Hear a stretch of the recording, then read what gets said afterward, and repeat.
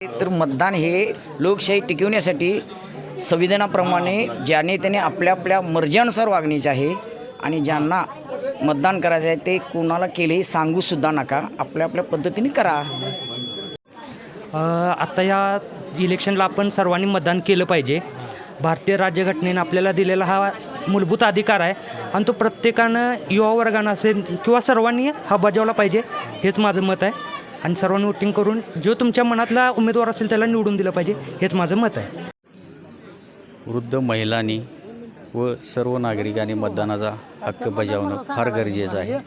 हा सर्वांचा मनाची इच्छा आहे.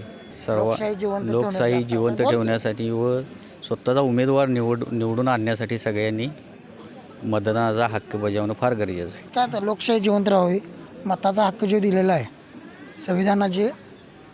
संविधानात जे लिहिलेलं आहे त्याप्रमाणे लोकांनी आपल्या यानं कोणता जो ज्याच्या मनात असेल तो उमेदवार त्यांनी निवडून देणे हा गरजेचं आहे.